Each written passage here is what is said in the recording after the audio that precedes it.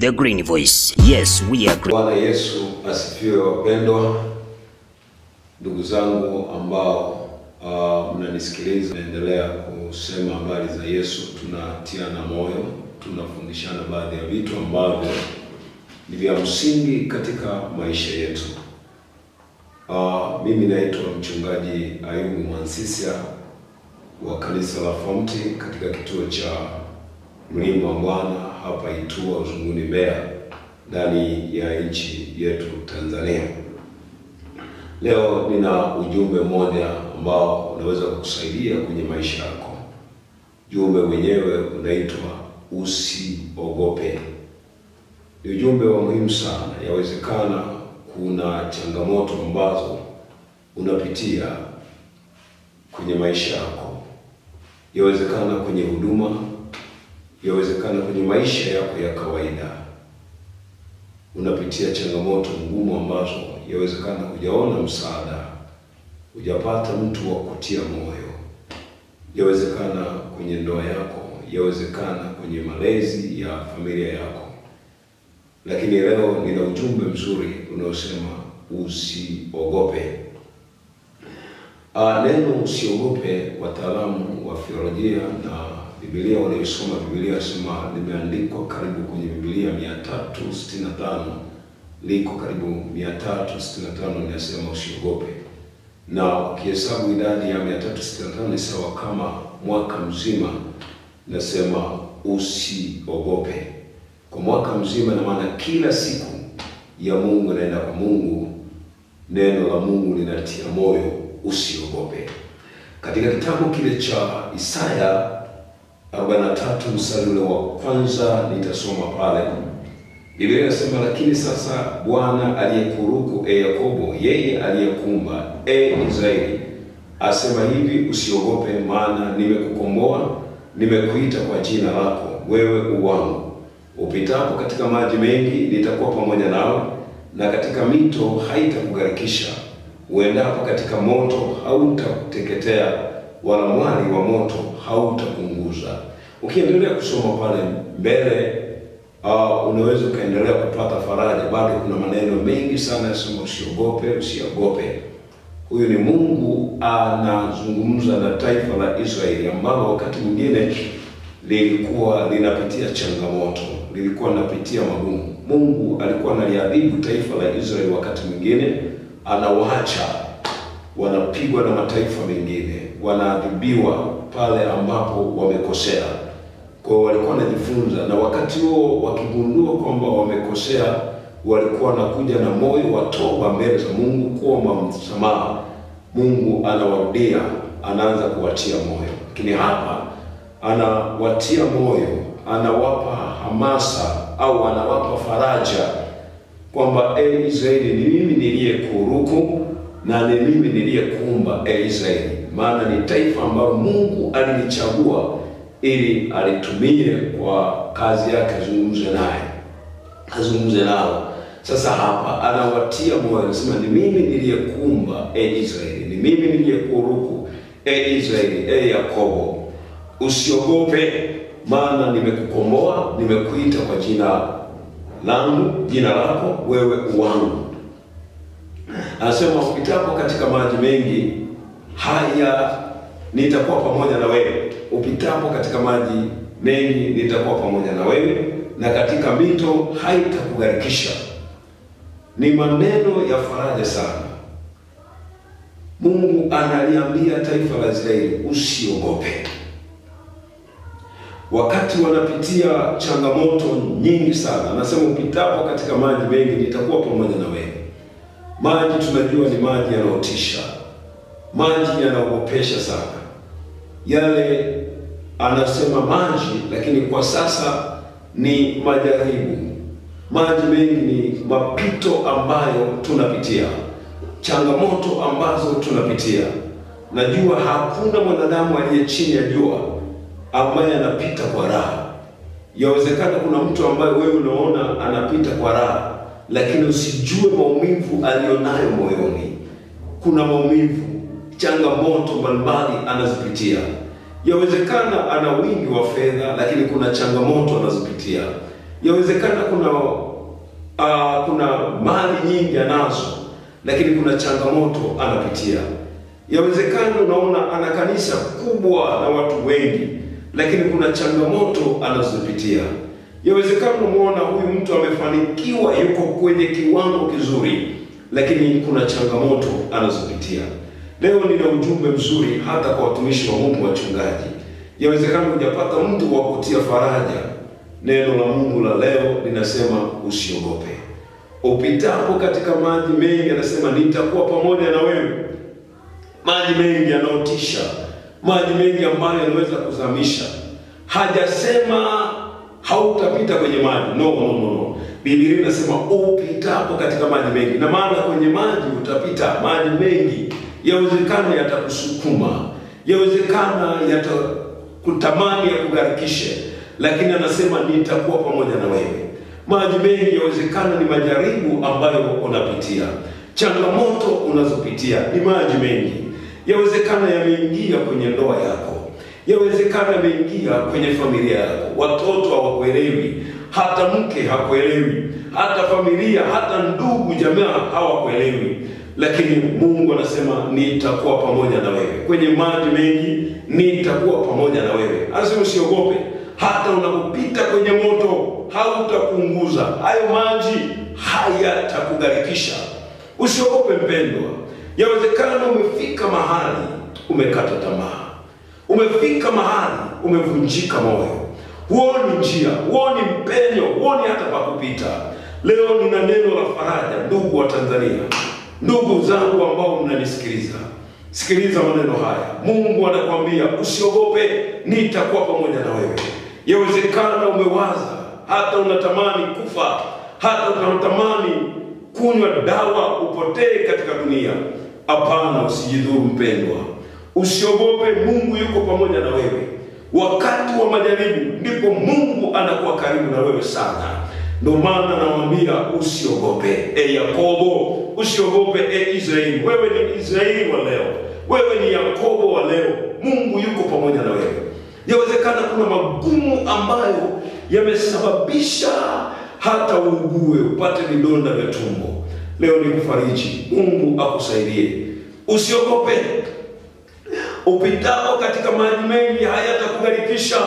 Hayo ni majaribu yanapita. Wakati mwingine katika kitabu cha Wakorintho anasema jaribu linapokuja kwa mtu linaingia kwa mlango mmoja, lakini Bwana ataweka na mlango wa kutokea. Changamoto unazopitia, yawezekana umekosa, uchumi wako umeenda vibaya. Usiogope kwa ajili ya uchumi mbaya hata ukawaza kujidhuru. Hapana, usijidhuru mpendwa. Neno la faraja leo anakuambia usiogope. Ndugu msanii Tanzania, ndugu ambaye unanisikiliza popote ulipo, neno hili likakufanya. Upitapo katika miali ya moto, moto unaunguza. Hajasema hautapita kwenye moto. No. Anasema upitapo kwenye mwali wa moto, kwenye moto. Huo moto pamoja na kupita katikati yake, lakini hautakunguza. Hayo ni majaribu yanapita. Yakobo wakati mwingine anasema furahini mnapoangukia kwenye majaribu, maana majaribu yatakung'arisha, utang'ara. Ni kwa muda tu, utapitia kitabu kidogo. Nikutie moyo mpendwa, neno usiogope lina faraja kubwa, ni neno la Mungu. Wakati mwingine kwa kweli majaribu yanatisha, kweli changamoto zinatisha. Pale huoni mtu hata wakutia moyo, huoni mtu hata wakufariji. Unapitia magumu. Yawezekana ofisini kwako, kazini kwako, unafanya kazi serikalini, unapitia changamoto.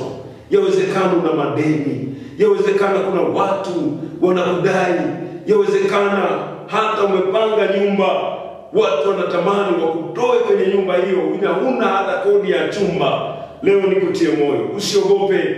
Aliyemfanikisha huyu atakufanikisha na wewe. Aliyemuinua huyu atakuinua na wewe. Usiogope. Sio kwamba anasema usilipe kodi ya chumba. No, usinielewe vibaya. Hapana. Kwamba Bwana umepitia kipindi kigumu, umepitia wakati mgumu tu, lakini neno la leo usiogope. Na nikutie moyo kwamba sio kwamba uwe na madeni. Hapana. Nini ninazungumza? kwa watumishi wa Mungu ambao wakati mwingine amekosa pesa, amekosa, maisha yanamsumbua, anawaza hiki, anawaza someshe. Leo nikutie moyo, usiogope, Mungu yuko pamoja na wewe. Kitu cha kufanya, tulia mbele za Mungu. Mungu aliyemtokea yule atakutokea na wewe. Kesho yako itakuwa sio hiyo ya jana. Tumeona Yusufu ambaye alipitia changamoto, alitupwa kwenye mashimo, lakini Mungu alikuwa pamoja naye. Aliuzwa mara 2 na ndugu zake, aliuzwa, alitupwa kwenye gereza, lakini Mungu alikuwa pamoja naye.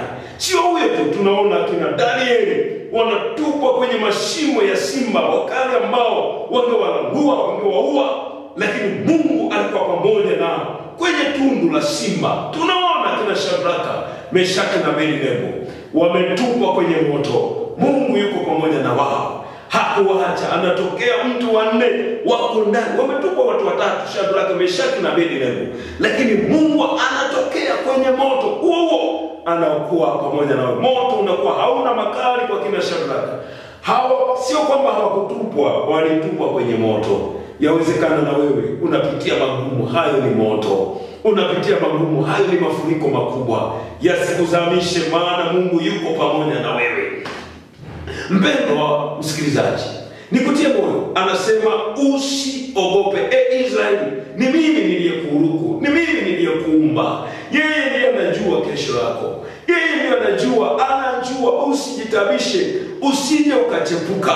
Na wakati mwingine kuogopa kunaleta hofu. Na hofu, nikwambie mpendwa, hofu ni mlango mbaya wa shetani. Hofu imeua. Sio kila mtu anayekufa kwa ugonjwa, sio ugonjwa umemuua.